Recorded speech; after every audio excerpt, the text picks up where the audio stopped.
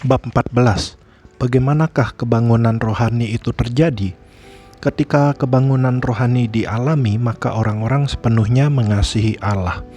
Ada kesegaran kehidupan dan semangat dalam hubungan mereka dengan Tuhan Yesus Kristus. Dalam kebangunan rohani, kuasa Allah yang ajaib dimanifestasikan. Orang-orang disembuhkan, dibebaskan, diselamatkan, dan dibaptis dalam Roh Kudus. Gereja-gereja penuh dan bertumbuh, dan orang-orang dari segala profesi kembali kepada Allah. Meskipun saya setuju bahwa kita membutuhkan kebangunan rohani, hal tersebut tidak akan terjadi seperti yang banyak orang pikirkan sekarang ini. Kebanyakan orang mengajarkan bahwa untuk mendapatkan kebangunan rohani, kita harus memohon kepada Allah, membombardir surga dan menggenggam tanduk altar, menggoncangkannya hingga Allah hadir. Mereka memberitahu kita bahwa kita harus membuat Allah mencurahkan kebangunan rohani. Hal tersebut sama sekali tidak benar. Bukan sebuah doa perjanjian baru. Allah lebih termotivasi untuk mengirimkan kebangunan rohani daripada keinginan Anda untuk menerimanya. Dia lebih rindu untuk melihat bangsa ini dan seluruh dunia dibangkitkan dan mengikuti Dia dengan sepenuh hati. Dia rindu untuk melihat kita berserah kepada Roh Kudus dan menerapkan prinsip-prinsip ilahi dari firman Tuhan dalam hidup kita. Tuhan menginginkan kita hidup dalam kebangunan rohani lebih dari yang kita inginkan. Anda tidak akan bisa dengan cara apapun untuk meminta Allah mempercepat segala sesuatu untuk Anda. Kebangunan rohani bukanlah seperti itu. Namun banyak hal yang berkaitan dengan doa untuk kebangunan rohani sekarang ini mengatakan bahwa kita harus meminta Allah untuk mencurahkan hal ini dan memohon Dia untuk mengirimkannya. Sesungguhnya para pendoa syafaat yang mendoakan kebangunan rohani ini yang mendapatkan begitu banyak pujian. Dari perspektif mereka, jika mereka tidak berdiri di antara jurang pemisah, Allah hanya akan melipat tangannya dan membiarkan seluruh dunia masuk neraka. Mereka tidak percaya bahwa Allah itu peduli. Mereka berpikir bahwa mereka lah yang menyebabkan Dia berbalik dengan mendoakan, "Oh Tuhan, berbaliklah, kembalilah kepada kami." Tolong jangan salah paham. Saya tadinya juga berpikir seperti itu. Selama berapa tahun saya meminta dan memohon kebangunan rohani dari Allah dengan seluruh hati saya. Saya tidak mengatakan bahwa semua orang yang melakukan hal ini adalah salah. Banyak di antara mereka yang melihat kebutuhan kita yang sesungguhnya akan kebangunan rohani, dan mereka rindu untuk melihat kuasa Allah dimanifestasikan. Mereka hanya mencoba untuk menerimanya didasarkan pada contoh yang salah yang telah diberikan kepada mereka. Sebagian besar dari orang-orang ini menganggap bahwa Allah begitu pelit terhadap kita, sehingga Dia menahan Roh Kudus-Nya karena manusia atau gereja seperti yang terjadi telah begitu menjauh dari apa yang Allah inginkan untuk kita lakukan. Mereka merasa bahwa Dia telah membalingkan punggungnya atas kita, seakan-akan tangannya terlipat dan Dia mengatakan, "Aku telah meninggalkanmu, melupakanmu." Mereka menggambarkan Allah dengan sikap ini, sehingga mereka memohon kepadanya, "Tolong curahkanlah Roh-Mu atas kami, biarkan Roh Kudus-Mu turun kembali atas kami." Dan para pendoa syafaat masuk di sana berdoa, "Oh Tuhan, nyatakanlah belas kasihan-Mu atas kami. Oh Tuhan, jangan menimpakan dosa-dosa kami atas diri kami. Kami memohon belas kasihan-Mu, belas kasihan." Mereka meminta Allah untuk kembali kepada gereja dan memohon Dia untuk berbelas kasihan kepada umat manusia. Ini bukanlah sebuah doa perjanjian baru. Musa, berapa ayat dalam 1 Timotius 2 berbicara mengenai doa untuk raja-raja dan semua orang yang memiliki otoritas. Kemudian di ayat 5 firman tersebut mengatakan, "Karena Allah itu Esa, dan Esa pula Dia yang menjadi pengantara antara Allah dan manusia, yaitu manusia Kristus Yesus." Sekarang hanya ada satu pengantara, Tuhan Yesus Kristus. Seorang pengantara adalah seseorang yang berdiri di antara dua kelompok yang saling bertentangan satu sama lain dan berusaha untuk memperdamaikan mereka. Dalam perjanjian lama, ada jurang antara Allah dan manusia. Dosa telah memisahkan kita sehingga pengantara seperti Musa dibutuhkan.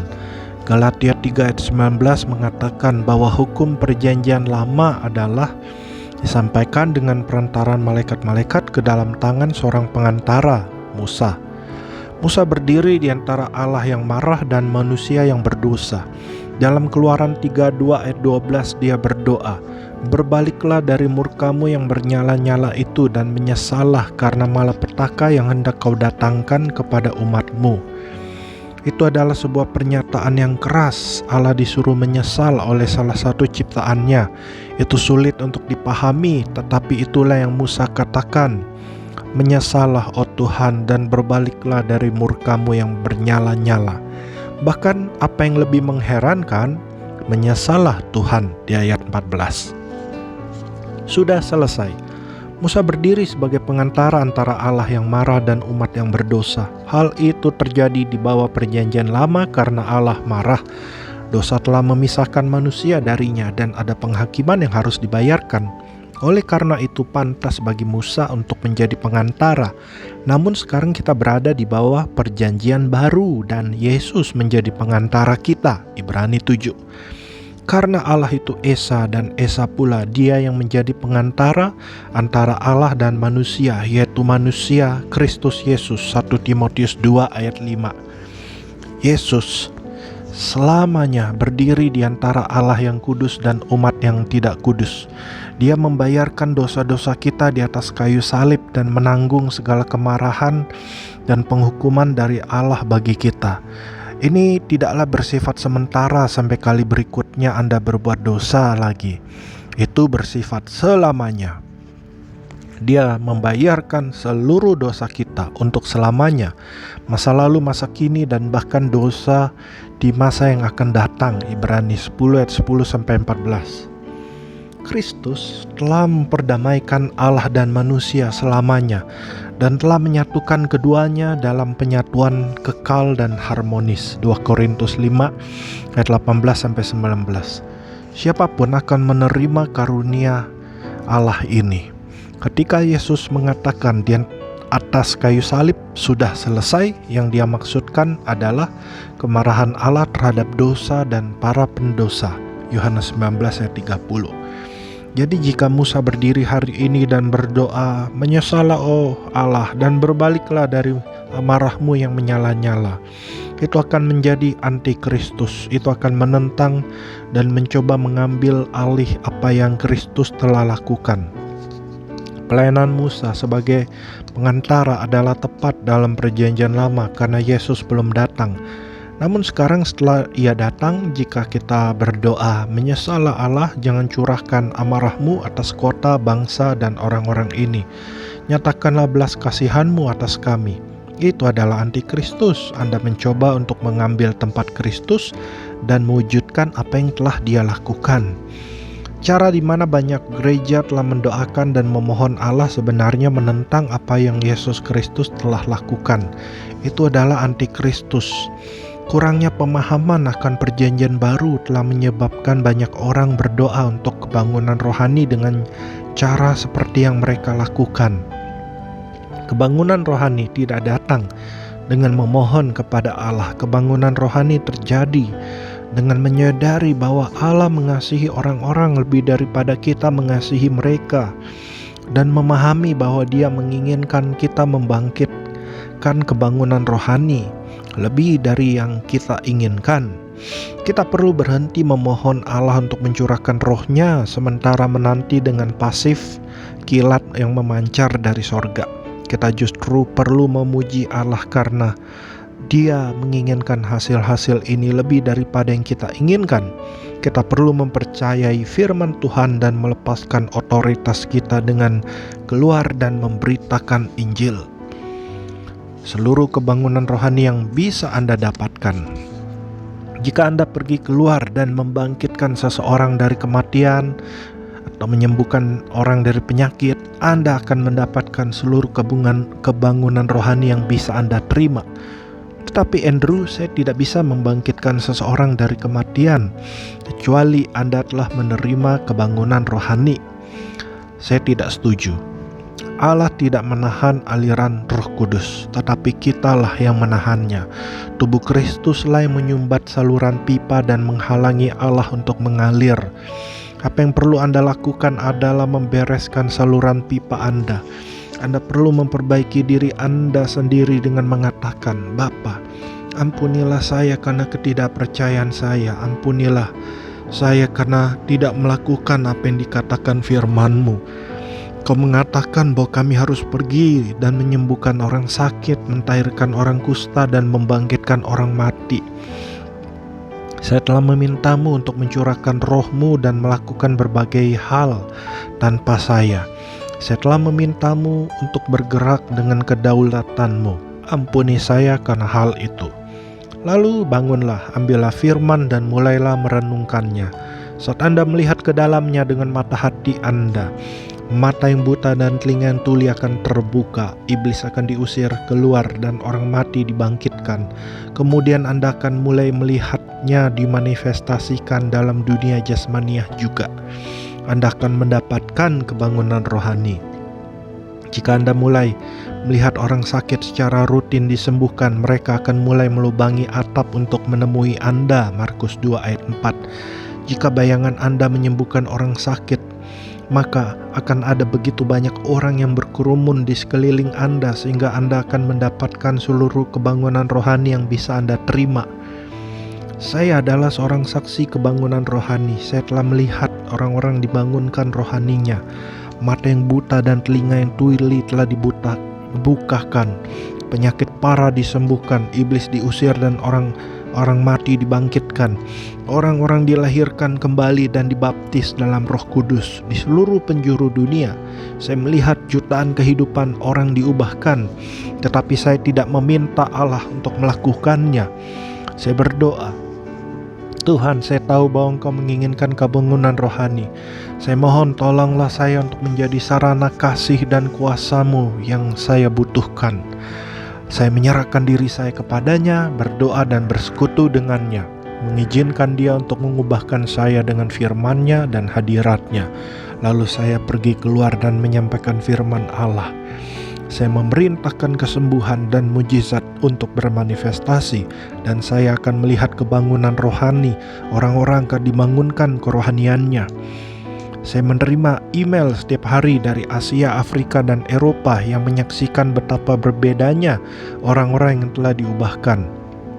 Mereka berubah karena firman Allah dan kuasa Roh Kudus.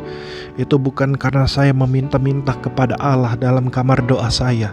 Dia tidak berada di sorga dengan tangannya yang terlipat berkata, memohonlah lebih keras, kumpulkanlah ratusan ribu orang lainnya untuk berdoa. Dan jika engkau tidak berpuasa 2 kali dalam seminggu, aku tidak akan melakukannya. Tidak seperti itu. Allah ada di sorga dengan tangannya yang menjulur, mencoba untuk melepaskan kuasanya sambil mengatakan, adakah orang yang akan mempercayaiku? Adakah orang yang akan bangkit dan mulai berbicara, menjalani dan mendemonstrasikan firman-Ku? Jika Anda bersedia melakukan hal tersebut, Anda akan mendapatkan segala kebangunan rohani yang bisa Anda terima.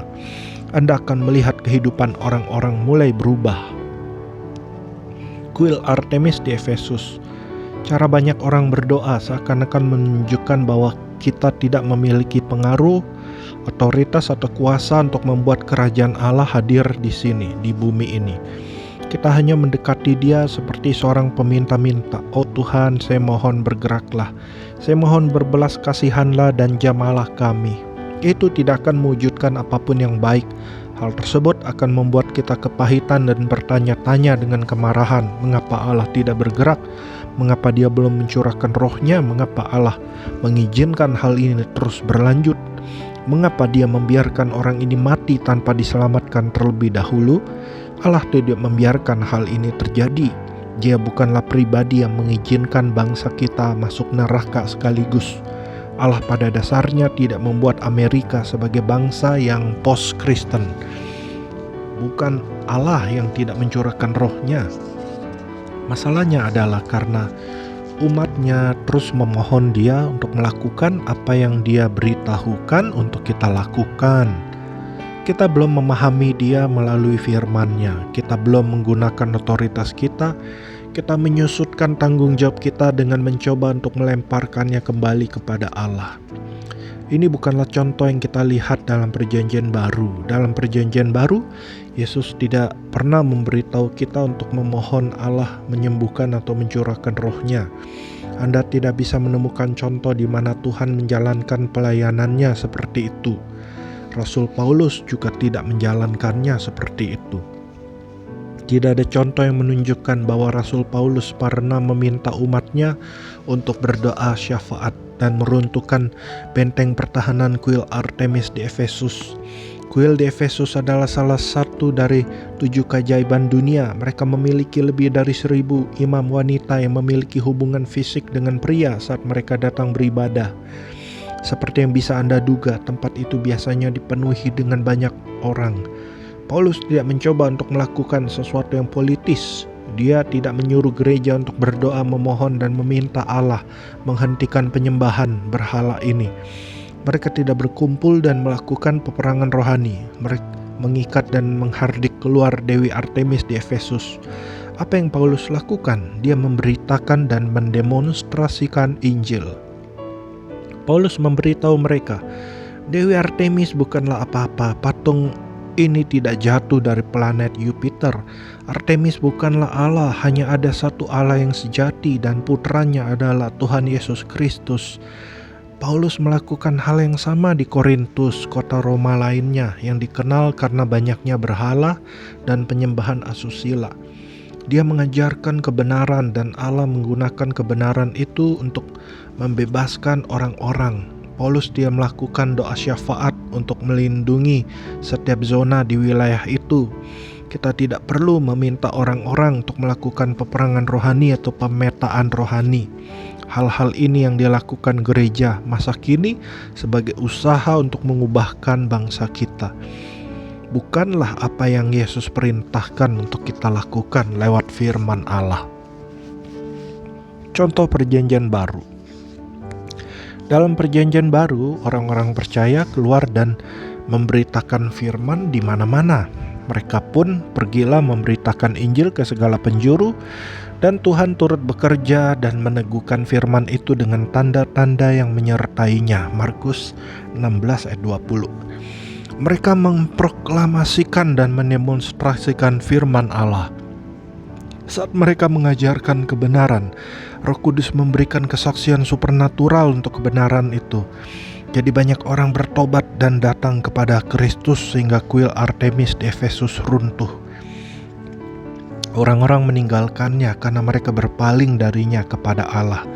Dewi Artemis di Efesus bahkan belum pernah menjadi faktor selama 2000 tahun, sampai para pendoa syafaat membangkitkan dia beberapa tahun yang lalu dengan apa yang mereka sebut dengan peperangan rohani. Saya tidak mencoba bersikap kasar, saya hanya ingin menantang Anda untuk berpikir dengan firman Allah. Tunjukkan kepada saya di bagian mana dalam Perjanjian Baru kita bisa melihat orang-orang di negeri asing tidak melakukan apa-apa selain berdoa dan meruntuhkan benteng-benteng rohani. Tunjukkan kepada saya di bagian mana dalam firman Tuhan yang mengatakan bahwa kita harus mengirimkan orang-orang dalam perjalanan misi, tetapi melarang mereka untuk memberitakan Injil dengan mengatakan jangan bersaksi karena kau mungkin akan diperiksa, dihukum, atau dianiaya. Itulah yang telah dilakukan hari ini. Kita menghabiskan jutaan dolar untuk mengirimkan orang-orang ke negeri asing hanya untuk membiarkan mereka berkeliling dan berdoa. Anda tidak bisa menemukan contoh Alkitabiah akan hal ini. Anda mungkin bisa memutarbalikan dan menyimpangkan 1 atau 2 ayat, tetapi jika Anda benar-benar melihat firman dengan artinya yang sesungguhnya, membacanya dan mempercayainya sesuai dengan arti sesungguhnya, Anda tidak akan bisa menemukan satu contoh pun tentang hal ini. Namun yang bisa Anda temukan dalam Alkitab adalah orang-orang percaya yang berdoa dengan penuh keberanian. Dan sekarang ya Tuhan, lihatlah bagaimana mereka mengancam kami, dan berikanlah kepada hamba-hamba-Mu keberanian untuk memberitakan firman-Mu. Ulurkanlah tangan-Mu untuk menyembuhkan orang, dan adakanlah tanda-tanda dan mujizat-mujizat oleh nama Yesus, hamba-Mu yang kudus. Kisah Para Rasul 4 ayat 29-30. Paulus meminta rekan-rekannya untuk mendoakan agar dia berani meskipun berbagai keadaan menentang. Berdoalah untuk aku supaya kepadaku jika aku membuka mulutku dikaruniakan perkataan yang benar, agar dengan keberanian aku memberitakan rahasia Injil yang kulayani sebagai utusan yang dipenjarakan. Berdoalah supaya dengan keberanian aku menyatakannya sebagaimana seharusnya aku berbicara. Efesus 6 ayat 18-20. Orang percaya mula-mula dalam perjanjian baru berdoa agar mereka menjadi berani memberikan kesaksian yang setia menentang para penentang, tetapi mereka tidak meminta Allah untuk mencurahkan Roh Kudus-Nya secara berdaulat atas orang-orang tidak percaya tanpa mengajarkan, mendemonstrasikan, dan melakukan bagian mereka. Sama sekali tidak ada contoh Alkitabiah untuk hal itu. Pada dasarnya, itulah alasan mengapa gereja tidak menjadi garam dan terang yang lebih berpengaruh atas generasi kita. Kita tidak benar-benar mengikuti teladan perjanjian baru. Kuasa Allah. Ketika Yesus memberikan kuasa dan otoritas kepada gereja, hal tersebut disertai dengan tanggung jawab. Kita perlu menggunakan otoritas kita dan memberitakan firman Allah. Kita perlu menyampaikan kebenaran kepada orang-orang yang Tuhan taruh dalam hidup kita. Saat mereka menerima kebenaran dalam hati mereka, kehidupan mereka akan diubahkan. Banyak orang telah menolak pemberitaan Injil yang telah mereka dengar, karena itu bukanlah Injil yang sesungguhnya. Itu hanyalah agama yang tidak berkuasa dan tradisi yang mati. Itu hanyalah penghukuman dan penghakiman. Itu bukanlah pesan Injil. Kita perlu mengajarkan kabar baik keselamatan dengan iman dalam Tuhan Yesus Kristus. Injil adalah kuasa Allah. Roma 1 ayat 16. Pengajaran saya yang berjudul Grace, the Power of the Gospel, ke dalam audio berjudul The Gospel, the Power of God, membahas masalah ini lebih rinci. Kitab Roma adalah mahakarya Rasul Paulus tentang kasih karunia Allah. Di dalamnya dia secara jelas menyatakan apakah Injil itu, pesan kabar baik yang berkuasa yang harus kita beritakan. Bab 15, percaya dan terimalah. Sebagai orang-orang percaya dalam Tuhan Yesus, adalah tanggung jawab kita untuk memberitakan Injil dengan berani dan mengajarkan firman Tuhan dengan setia. Roma 10 ayat 13-15 dan 17. Sebab barang siapa yang berseru kepada nama Tuhan akan diselamatkan. Tetapi bagaimana mereka dapat berseru kepadanya jika mereka tidak percaya kepada Dia? Bagaimana mereka dapat percaya kepada Dia jika mereka tidak mendengar tentang Dia? Bagaimana mereka mendengar tentang Dia jika tidak ada yang memberitakannya? Dan bagaimana mereka dapat memberitakannya jika mereka tidak diutus? Seperti ada tertulis betapa indahnya kedatangan mereka yang membawa kabar baik. Jadi iman timbul dari pendengaran dan pendengaran oleh firman Kristus. Manifestasi dari Roh Kudus pada hari Pentakosta menarik perhatian orang-orang. Menggapai kesempatan itu, Petrus berdiri dan berkhotbah tentang Kristus. Orang-orang ini menanggapi dengan bertanya, "Apa yang harus kami lakukan agar bisa diselamatkan?" Petrus menjawab, "Bertobatlah dan hendaklah kamu masing-masing memberi dirimu dibaptis dalam nama Yesus Kristus untuk pengampunan dosamu, maka kamu akan menerima karunia Roh Kudus sebab bagi kamulah janji itu, dan bagi anak-anakmu, dan bagi orang-orang yang masih jauh, yaitu sebanyak yang akan dipanggil oleh Tuhan Allah kita." Pikirkan mengenai konteksnya, hari Pentakosta, dan melihat kembali kepada Kisah Para Rasul 1 ayat 4-5 dan 8, jelas bahwa janji yang telah diucapkan di sini adalah pencurahan Roh Kudus. Hampir semua orang setuju bahwa pencurahan Roh Kudus adalah bagian dan bingkisan dari kebangunan rohani yang sesungguhnya.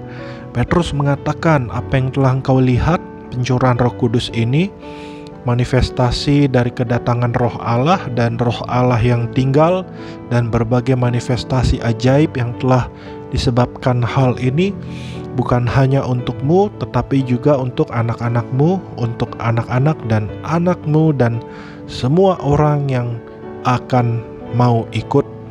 Petrus memandang ke masa depan sampai kepada generasi-generasi yang akan datang dengan mengatakan bahwa janji di mana mereka mengalami pencurahan Roh Kudus adalah untuk kita juga. Menantikan Roh Kudus. Allah tidak pernah berhenti mencurahkan Roh-Nya. Janji ini dimaksudkan untuk berlangsung dari generasi ke generasi untuk semua orang percaya di sepanjang waktu. Meskipun baptisan Roh Kudus dan karunia-karunia Roh Kudus hanya diakui dan diterima secara luas oleh tubuh Kristus selama abad-abad terakhir, itu bukan karena karunia-karunia tersebut tidak tersedia. Pandangan yang jujur terhadap sejarah gereja akan menyingkapkan kelompok-kelompok orang percaya di sepanjang abad yang sejak Kisah Para Rasul telah menerima Roh Kudus dan menjalankan kuasanya. Namun di suatu tempat di sepanjang sejarah, mungkin pada awal-awal permulaan dari apa yang disebut zaman kegelapan, gereja secara luas untuk alasan apapun berhenti mempercayai dan menerima janji ini.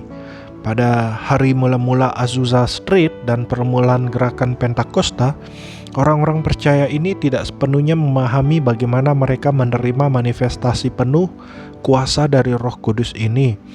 Mereka tidak sepenuhnya memahami apa yang mereka lakukan, atau apakah mereka melakukan sesuatu untuk menyebabkan hal tersebut. Sebagai hasilnya, satu dari sekian banyak doktrin yang muncul dari hari-hari permulaan dari gerakan Pentakosta adalah menantikan Roh Kudus. Mereka mengatakan, Anda harus meminta dan memohon Allah untuk mencurahkan dan memenuhi Anda dengan Roh Kudus-Nya. Mereka hanya akan menunggu berapa tahun untuk pengalaman yang mengerjakan perubahan besar ini, di mana Allah akan menjamah mereka dan membaptis mereka dalam Roh Kudus. Itu hampir sama seperti kita beralih ke pihak lawan yang ekstrim di masa kini. Banyak orang yang maju ke depan bahkan tidak pernah mendengar tentang baptisan Roh Kudus. Ketika hamba Tuhan bertanya apakah mereka mau menerimanya, mereka menjawab, saya kira begitu. Mereka tidak tahu mengapa mereka membutuhkan Roh Kudus. Mereka tidak tahu apa yang diharapkan. Mereka tidak memiliki keinginan atau kerinduan. Saya telah melihat orang-orang menerima jawaban doa untuk baptisan Roh Kudus, melangkah kembali ke tempat duduk mereka, dan kelihatannya tidak memiliki pengaruh apapun dalam hidup mereka. Itu juga tidak baik. Seharusnya tidaklah demikian. Satu hal yang baik dari cara Pentakosta zaman dahulu melakukannya adalah bahwa ketika mereka akhirnya menerima baptisan Roh Kudus itu memiliki arti bagi mereka. Mereka akan berdoa dengan sungguh-sungguh, meratap dan berjuang di hadapan Allah selama bertahun-tahun. Tetapi sekali mereka menerimanya, Roh Kudus memiliki pengaruh yang sangat besar untuk hidup mereka. Kita tahu sekarang bahwa kita tidak perlu berlambat-lambat atau menunggu Allah untuk mencurahkan Roh-Nya. Kita tidak perlu meminta atau memohon Tuhan untuk mengirimkan Roh Kudus-Nya. Kita bisa percaya saja dan menerima karunia cuma-cuma yang Dia berikan. Namun tetap saja luar biasa untuk melihat rasa lapar yang dihasilkan oleh proses berlambat-lambat. Pergilah ke Yerusalem. Di dalam Kisah Para Rasul 1, Yesus memberitahu murid-muridnya untuk menantikan baptisan Roh Kudus. Kisah Para Rasul 1 ayat 4-5. Pada suatu hari ketika ia makan bersama-sama dengan mereka, ia melarang mereka meninggalkan Yerusalem dan menyuruh mereka tinggal di situ menantikan janji Bapa. Tetapi tidak lama lagi kamu akan dibaptis dengan Roh Kudus. Pada waktu itu Yesus telah bangkit, tetapi Dia belum naik ke sorga. Dia secara jasmani masih berada di bumi. Namun segera setelah Dia naik ke sorga, Dia mencurahkan Roh Kudus ke atas murid-muridnya pada hari Pentakosta. Sekarang saat Roh Kudus telah diberikan, tidak perlu lagi untuk menunggu. Dalam terang hal itu, jika Anda akan menerima nasihat ini untuk benar-benar menunggu, maka Anda juga harus secara jasmani pergi ke kota Yerusalem untuk melakukannya. Dan aku akan mengirim kepadamu apa yang dijanjikan Bapakku, tetapi kamu harus tinggal di dalam kota itu sampai kamu diperlengkapi dengan kekuasaan dari tempat tinggi. Lukas 24 ayat 49. Ia melarang mereka meninggalkan Yerusalem dan menyuruh mereka tinggal di situ menantikan janji Bapa. Kisah Para Rasul 1 ayat 4. Yesus memberitahu murid-murid ini untuk menunggu karena masih ada 50 hari lagi sampai hari Pentakosta. Itu tidak lagi menjadi kasusnya. Sekarang Roh Kudus telah dicurahkan. Anda bisa langsung percaya dan menerimanya. Saya telah melihat ribuan orang berdoa dan menerima baptisan Roh Kudus, berbicara dalam bahasa lidah dan telah mengalami pengalaman yang mengubah hidup dengan Allah seketika itu juga. Hanya dengan mempercayai dan menerimanya, Anda tidak perlu menunggu dan berlambat-lambat. Kami telah menerimanya. Kebanyakan orang akan percaya dengan apa yang saya sampaikan mengenai baptisan Roh Kudus. Tetapi ketika berhubungan dengan kebangunan rohani, mereka mengubah persneling dan berkata, "Oh, tapi kita harus meminta dan memohon, meratap dan berjuang. Kita harus mengumpulkan jutaan orang untuk berdoa dan berpuasa bersama, sehingga Allah berkehendak untuk mengirimkan kebangunan rohani dan mencurahkan rohnya." Tidak, Anda hanya perlu percaya. Dan saat Anda mengalami kebangunan rohani, Anda akan memiliki kesempatan untuk mempengaruhi dan membagikan kebangunan itu dengan orang-orang di sekeliling Anda.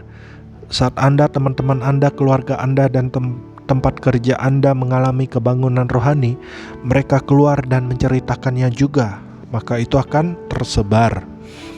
Alasan mengapa kita tidak melihat kebangunan rohani yang lebih besar bukan karena kita tidak memiliki jutaan orang untuk berdoa dan meminta Allah untuk mencurahkan rohnya.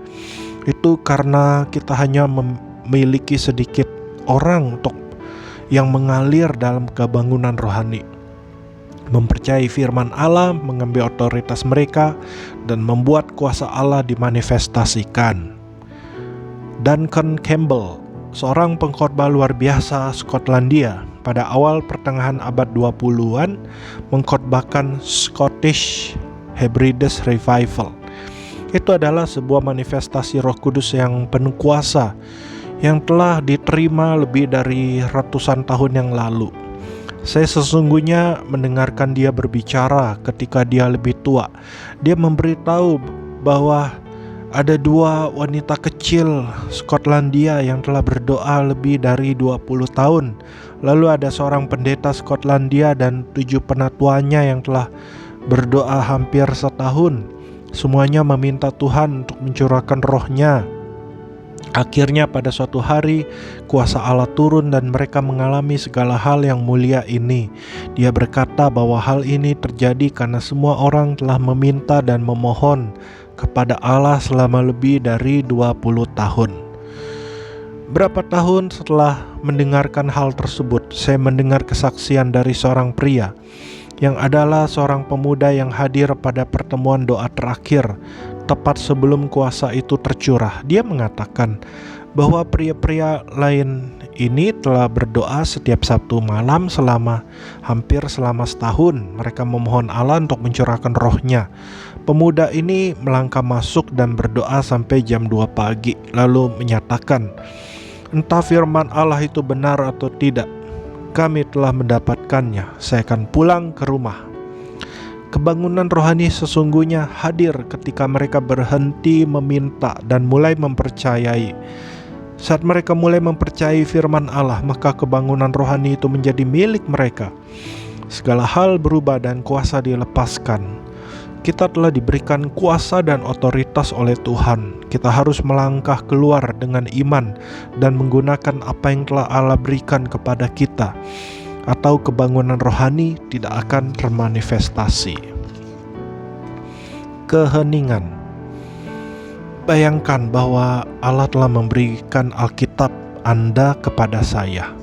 Itu adalah sebuah pemberian dan itu sekarang menjadi milik saya. Apa yang akan Anda lakukan jika saya berpaling kepada Anda dan bertanya, bolehkah saya meminjam Alkitab Anda? Saya ingin membaca Alkitab. Saya benar-benar perlu mendengarkan firman Allah dan saya percaya bahwa Dia akan berbicara kepada saya. Bisakah Anda memberikan Alkitab Anda kepada saya? Saya bisa meminta, saya bisa memohon. Saya bahkan bisa mencoba untuk menghakimi Anda dengan berkata, jika Anda benar-benar orang Kristen, Anda akan meminjamkan Alkitab Anda untuk saya. Apa yang akan Anda lakukan? Anda telah memberikannya untuk saya.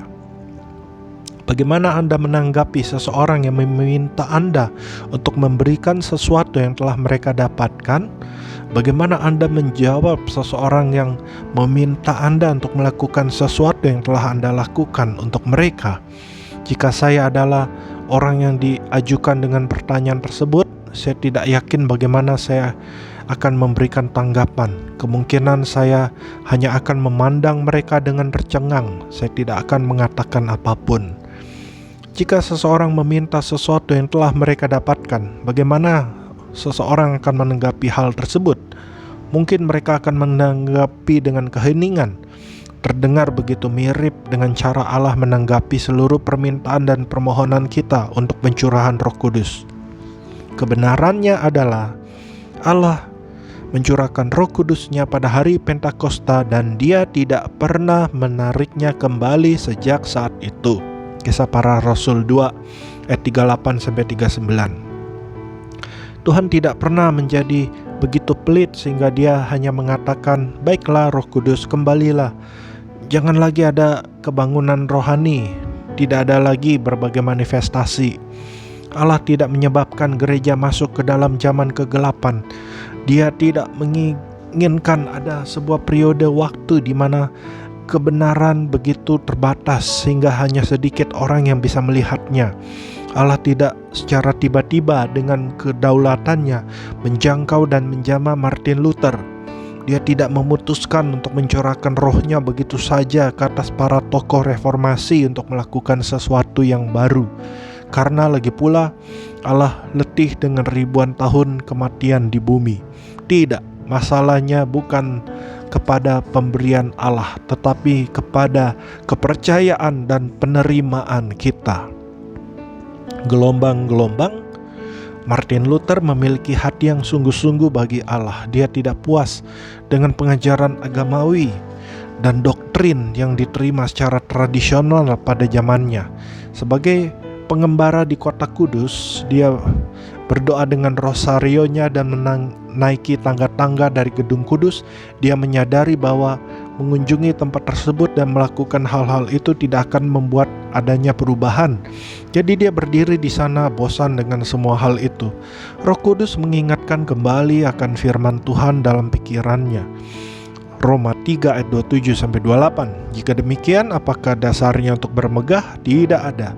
Berdasarkan apa? Berdasarkan perbuatan? Tidak, melainkan berdasarkan iman. Karena kami yakin bahwa manusia dibenarkan karena iman dan bukan karena ia melakukan hukum Taurat. Martin Luther mendengarkan firman dan mempercayainya. Kemudian dia menjalankannya dengan memakukan 95 dalilnya di atas pintu gerejanya di Wittenberg, Jerman. Dia berdiri dengan berani di hadapan para pemimpin agamawi di Diet of Worms, memberikan pembelaan dirinya. Martin Luther memproklamirkan firman Allah dan firman menyebar ke dalam hati orang-orang yang lapar. Sejak saat itu reformasi tersebar dan dunia selamanya diubahkan. Ini bukan karena Allah secara berdaulat mengatakan, baiklah aku siap untuk melakukan sesuatu yang baru di bumi ini. Tidak, itu terjadi karena satu orang, seorang manusia jasmani, percaya, menerima, dan bertindak di atas firman Allah. Agama mengajarkan bahwa Allah bergerak dalam gelombang. Kembali di tahun 1940-an dan 50-an ada pergerakan kesembuhan.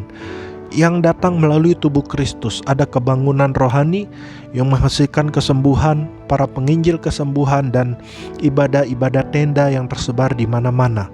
Ada gerakan karismatik dan gerakan firman iman. Sekarang, saat ada gerakan ini dan itu, orang-orang mengatakan, "Lihatlah, Allah sedang melakukan hal yang baru. Dia mencurahkan roh-Nya lagi." Tidak, Allah tidak bekerja seperti itu.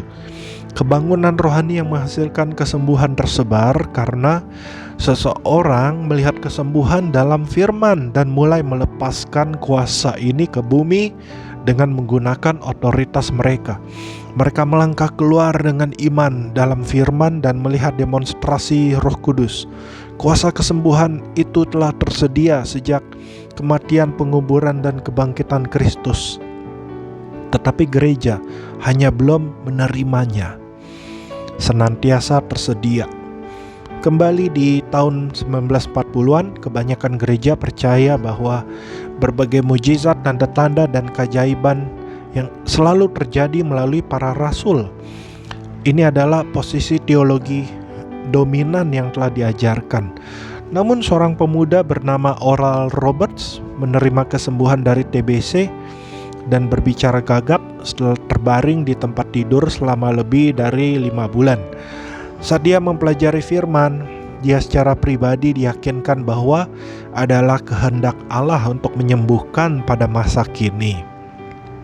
Jadi pelayan muda ini melangkah keluar di atas firman itu dan menyewa sebuah ruangan di Enid, Oklahoma. Dalam ibadah pertama ini, Oral Roberts meminta 3 hal kepada Allah. Yang pertama adalah jumlah minimal tertentu dari orang-orang yang hadir dalam ibadah. Jadi bahkan sebelum dia naik ke atas panggung, Oral berdiri di balik layar dan menghitung jumlah orang. Kemudian dia tampil dan mengumpulkan persembahan. Oral harus memberitahu Allah, "Saya tidak ingin berhutang. Jadi jika ini adalah engkau, maka engkau harus membawakan sejumlah uang, paling tidak untuk menutupi berbagai pengeluaran ini." Setelah persembahan dihitung, permintaan kedua terkabulkan, hampir setiap sennya. Hal yang ketiga, Oral Robert meminta paling tidak ada 1 mujizat khusus. Dia mengatakan, "Tuhan, saya akan berkhotbah dan memproklamirkan bahwa engkau masih berkehendak untuk menyembuhkan pada masa kini. Jika ini benar-benar adalah engkau, maka kami harus melihat paling tidak 1 mujizat khusus." Setelah menyampaikan khotbah, dia memanggil orang-orang untuk tampil ke depan dan berbagai kesembuhan mulai bermanifestasi. Sejak saat itu, semakin banyak mujizat yang terjadi. Oral Roberts dan banyak orang lainnya mulai memproklamirkan firman Allah berkaitan dengan penyembuhan. Saat orang-orang percaya kepada firman dan menerima kesembuhan, maka sebuah kebangunan rohani terjadi. Berapa orang berpikir tetapi Allah bergerak sesuai dengan kedaulatannya. Tidak, Tuhan selalu menginginkan kita menerima kesembuhan, memanifestasikan berbagai mujizat, dan mengalami kebangunan rohani sejak dia berjalan di bumi ini. Yesus sendiri mengatakan, Yohanes 14 ayat 12, "Aku berkata kepadamu, sesungguhnya barang siapa percaya kepadaku, ia akan melakukan juga pekerjaan-pekerjaan yang aku lakukan, bahkan pekerjaan-pekerjaan yang lebih besar daripada itu, sebab aku pergi kepada Bapa." Kita bisa berdebat mengenai apa yang dimaksud dengan pekerjaan-pekerjaan yang lebih besar, tetapi apa yang akan Anda lakukan dengan ia akan melakukan juga pekerjaan-pekerjaan yang aku lakukan? Allah selalu menginginkan gerejanya untuk bertindak secara supernatural. Allah tidak menghilang dari sekitar tahun 200 sebelum Masehi sampai 1940. Tidak, orang-oranglah yang berhenti mengambil kuasanya. Akhirnya seseorang mematahkan penghalang ini dan mulai percaya lagi. Kemudian mereka mengkhotbahkan dan memproklamirkan firman Allah. Ketika mereka mengambil otoritas dan menggunakannya, kesembuhan dimanifestasikan. Namun seluruh nasihat Allah selalu tersedia bagi mereka yang mau percaya. Allah tidak hanya bergerak selama 1 dekade untuk hal ini dan kemudian bergerak selama 1 dekade untuk hal lainnya.